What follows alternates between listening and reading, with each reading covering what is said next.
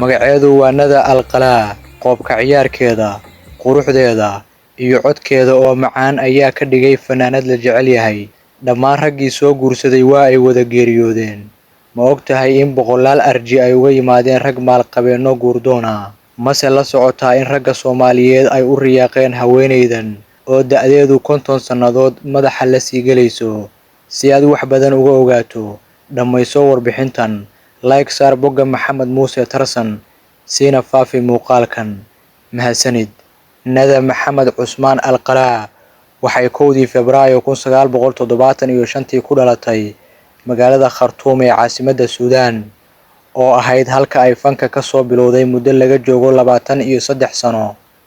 Horaantii fankeedu waxa uu ahaa mid caajis ah oo aan horay u hana qaadin, waxaana la aaminsan yahay inuu ragaadiyey jacayl ay la jilaysay Waliid Hajaazi, oo ahaa 17 sano jir gabya ah oo curiya heesaha dhaqanka, kaasi oo markii dambe noqday ninkii ugu horreeyay ee la aqal galay fanaanada Nada Alqalaa.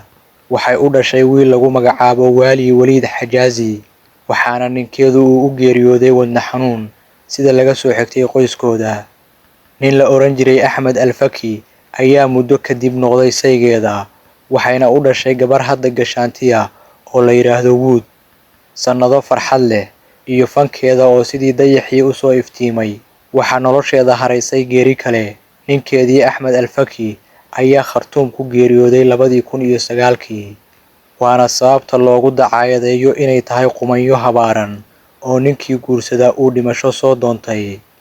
Fankeeda ayaa kobcay 10kii sane ee u dambeeyay oo ay garoob ahayd, ilaa 200 oo heesood oo 20 ka mid ah ay yihiin xulka heesaha Suudaan ayay soo qaaday, waxaana ku badan kuwa ka hadlaya dhaqanka guurka, kalgacaylka, ammaanta iyo geesinimada gabdhaha Suudaan oo macno weyn ku dhexleh dunida Carabta.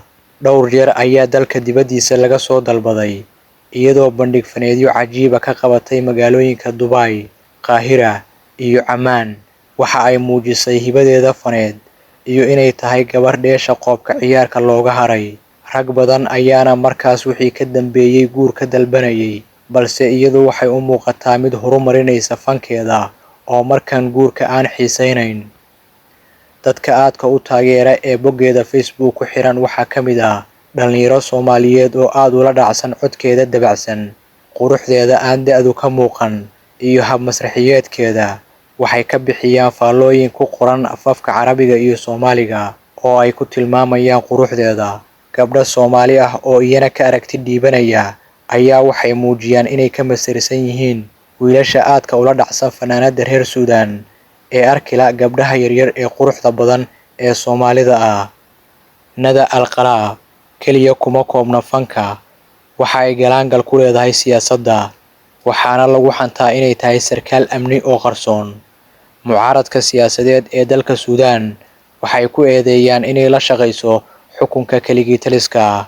Sheekadaas ayaana si weyn u baahday mar ay xiratay tuutaha militariga oo ay tagtay furinta dagaalkii u dhexeeyay dowladaha Suudaan iyo Itoobiya ee ka dhashay biyo-xireenka webiga Niil. Badanaa kama jawaabto eedeymaha loo soo jeediyo iyo waxa ay dhahayaan dadka kale.